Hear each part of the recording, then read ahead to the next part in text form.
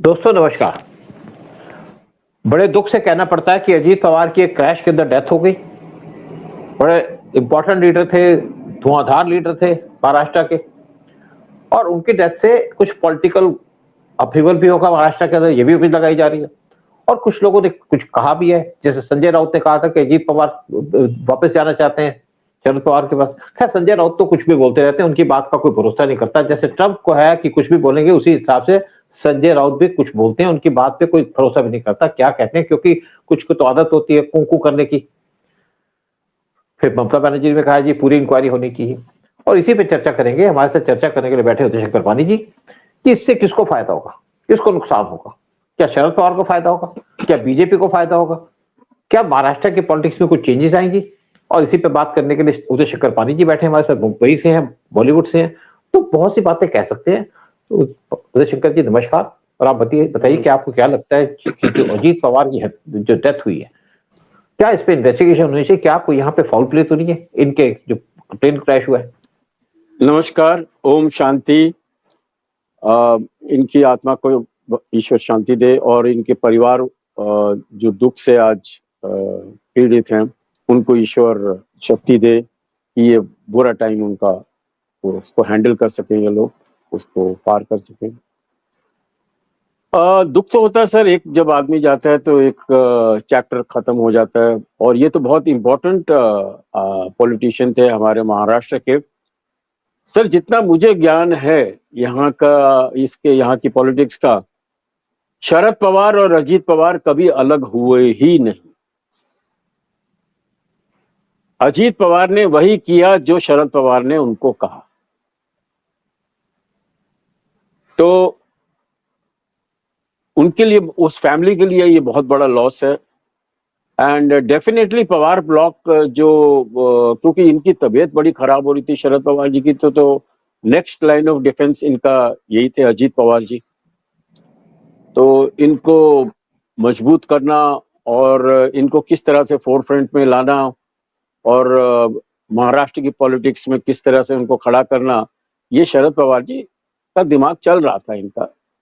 But देखिए, ईश्वर का अपना खेल होता है, उनकी अलग एक स्क्रिप्ट होती है। और आज दुख की बात है कि ये उनका प्लेन जो कहते हैं विजिबिलिटी की वजह से, डेफिनेटली विजिबिलिटी का होगा, क्योंकि वो जो पायलट लड़कियां थी, this plane was being pilots इनके जितने भी थे they were all girls and बड़े एक्सपीरियंस लड़कियां थी, लेकिन विजिबिलिटी कम थी। उन्होंने पहले नीचे कोशिश किया कि लैंड करने की और उनको शायद नजर नहीं आया, फिर ऊपर चले गए, फिर वापस उन्होंने अटेम्प्ट किया and that is where the accident happened. And accident इतना जबरदस्त था कि आग इतनी जोर की लगी थी कि किसी की लाश भी पहचानने को नहीं आ रही। लेकिन अजीत पवार जी की पहचान की गई उनकी घड़ी से। एंड अभी पूरा हमारे महाराष्ट्र का जो पूरा लीड पॉलिटिशियंस है, जितने भी हैं प्रोमिनेंट पॉलिटिशियन, सब बारामती पहुंच रहे हैं यहाँ पे। एंड वेल, इस वक्त तो वो मतलब एक बड़ा दुखद डेवलपमेंट है। लेकिन यहाँ पर ये जो चील कौवे और गधे जो घूम रहे हैं हमारे पॉलिटिशियन, वो इस मौके को भी कैच करेंगे from political point of view. अब मायावती तो इसको देखिए सर, अपना ममता बानो, वो एकदम आग उगल रही है, उसको तो मौका छोड़ना नहीं चाह रही है कि, क्योंकि उसकी हालत खराब है बंगाल में इस वक्त। तो कोई भी सेफ नहीं है, वो तो पार्टी छोड़ने वाले थे, वो पूरा ऐसा उसका शक है कि उसको मर्डर किया गया अजीत जी को। और इस गधे को तो छोड़ो सर, ये कम से कम बहुत बड़ा चीज का अचीवमेंट है कि संजय राउत का आज थोड़ा नाम लोग पहचान रहे, नहीं तो इसका नाम भी लेने के ये काबिल नहीं है ये आदमी। ये तो कुछ भी बोल देता है आके, कुछ भी बक देता है। आई मीन वर्बल डायरिया उसका चलता ही रहता है आके। So we should not take him seriously. जो भी सीरियसली लेता है उसकी दिमागी प्रॉब्लम है। तो एनीवे, जो फ्रस्ट्रेटेड पॉलिटिशियंस हैं, जो हार्डकोर पॉलिटिशियंस हैं, उनको एक मौका मिल जाता है ऐसी बातें बोलने का। But I don't think there is any foul play, it is a pure accident. और लेकिन बड़ा अनफॉर्चुनेट है for the Pawar family and उनके जो फॉलोअर्स हैं बम्बई के माने पूरे महाराष्ट्र के अंदर, और स्पेशली वो पूरा कोंकण जो बेल्ट है बारामती का। मैंने खुद एक गांव जाके देखा था इनका सर, इनका जो शरद पवार जी का जो उनका स्ट्रांग होल्ड है, क्या सर गांव मैंने देखा कि एक गांव है वहां पर सारी रोड ईंटों की बनी हुई है। अराउंड अपना that village there about 2 dozen toilets, पानी की टंकियां इतनी ऊंची करके रखी थी। तो so very well organise modern villages. अगर मैं कहता हूँ कि अगर उनका ठीक है स्ट्रांग होल्ड है, may be must be business point of view, पैसों के मनी पावर की वजह से, बट डेफिनेटली ये पवार फैमिली ने बहुत अच्छा किया है in our rural areas, the development which is tremendous. And well I think it is सबसे ज्यादा मुझे इससे बुरा लग रहा है सर शरद पवार जी के लिए, because it is a great setback for him and he was Ajit Pawar ji was a sure shot next Sharad Pawar वो होने वाले थे आखिर कि उनको चलिए हम अब बात करते हैं महाराष्ट्र के पॉलिटिक्स की। महाराष्ट्र के पॉलिटिक्स में 60-70s के अंदर पूरा कंट्रोल था वाई बी चौहान का, जो वहां के सीएम भी थे। बाद में इंदिरा गांधी ने उनको दिल्ली बुला लिया, होम मिनिस्टर थे, फाइनेंस मिनिस्टर भी रहे और बड़े धाकड़ लीडर थे। उनका पूरा कंट्रोल था महाराष्ट्र के अंदर, क्योंकि उनके कंट्रोल में थी शुगर लॉबी। शुगर लॉबी की बहुत पावर थी, बहुत पैसा था, इसलिए पूरा कंट्रोल कर रहे थे वाई बी चौहान। उसके बाद धीरे धीरे शरद पवार ने उस पर कंट्रोल करना शुरू कर दिया और शरद पवार के कंट्रोल करने से वाई बी चौहान साइडलाइन हो गए और शरद पवार रूल करने लग गए। शरद पवार वहां के सीएम भी रहे और जब तक शुगर लॉबी थी तो कंट्रोल था सब कुछ उनके पास, और उनके खिलाफ कुछ चार्जेस भी हैं। जैसे 1993 का ब्लास्ट हुआ तो उस टाइम पे सीएम भी थे और उस टाइम पे एनएल वोरा कमेटी की रिपोर्ट आई, एक कमेटी बनाई गई इसके ऊपर इन्वेस्टिगेशन करने के लिए। नरसिम्हा राव इंडिया के प्राइम मिनिस्टर थे और कमेटी ने फिर रिपोर्ट दी थी कि ये इसके अंदर कुछ पॉलिटिशियन इन्वॉल्व थे, कुछ पुलिस वाले इन्वॉल्व थे। और लेकिन उसके अंदर रिपोर्ट तो आ गई, लेकिन लीडर्स के नाम नहीं आए, क्योंकि कहते कांग्रेस हाई कमांड ने ऑर्डर दिया कि लीडर्स के नाम आप निकाल दीजिए, और आज तक पता नहीं चला कौन है। और यही माना जाता है नेचुरली कांग्रेस के लोग थे जो 1993 ब्लास्ट के अंदर इन्वॉल्व थे और पाकिस्तान के आईएसए के साथ मिले हुए थे। शरद पवार का भी नाम जाता है, अजीत पवार का भी नाम आता है। चलिए वो तो बात है पुरानी, लेकिन अब इनके जाने से फर्क किसको पड़ेगा। जब 2019 का इलेक्शन हुआ था तो उस टाइम बीजेपी को मेजॉरिटी नहीं आई थी पूरी महाराष्ट्र के अंदर, क्योंकि उस टाइम उसका इतना होल्ड नहीं था। तो उस टाइम पे शरद पवार ने प्राइम मिनिस्टर मोदी से दिल्ली में मीटिंग की पार्लियामेंट हाउस के अंदर और कहा जी हम आपको सपोर्ट करेंगे महाराष्ट्र के अंदर, गवर्नमेंट अपनी बनाइए, लेकिन मेरी 2 कंडीशन है। एक कंडीशन है सुप्रिया सुले को बना दिया जाए एग्रीकल्चर मिनिस्टर, जो उनकी डॉटर है, और फडणवीस को सीएम ना बनाया जाए महाराष्ट्र का। क्योंकि कहा जाता है शरद पवार को चाणक्य कहा जाता है और उसको चाणक्य को हराने वाला कौन है? दूसरा चाणक्य फडणवीस, जो आज महाराष्ट्र के चाणक्य हैं। और उसके बाद यहाँ पे गवर्नमेंट बन गई फडणवीस की, 4 दिन की गवर्नमेंट रही। शरद पवार की पार्टी से अजीत पवार को ले आए अपने साथ, क्योंकि उनके बड़े अच्छे रिलेशन थे अजीत पवार के साथ, और गवर्नमेंट चलाई उन्होंने। 4 दिन के अंदर जो 80,000 या 60,000 करोड़ जो फार्मर्स को बांटने थे वो डिस्ट्रीब्यूट कर दिए, क्योंकि उनको पता था अगर पैसे नहीं बांटे जाएंगे तो कांग्रेस या जो उद्धव ठाकरे गवर्नमेंट सारे पैसे खा जाएगी, आधे पैसे खा जाएगी।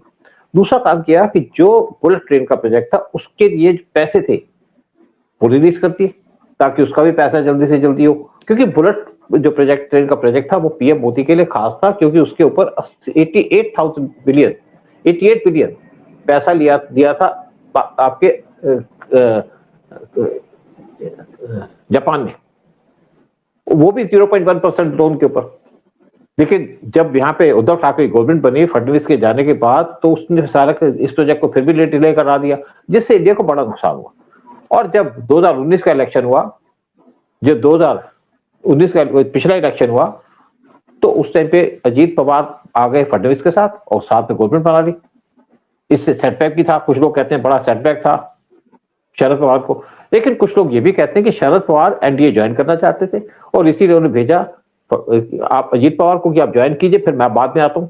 और एक्चुअली क्या है कि मोदी शरद पवार को अपने एनडीए में लेना ही चाहते, इनके खिलाफ करप्शन के चार्जेस या इनके कुछ जो लिंक कहा जाता है कि जो 1990 का ब्लास्ट हुआ था उसकी वजह से पीएम मोदी से नाराज थे। लेकिन शरद पवार अपनी गेम खेलते हैं तरीके से।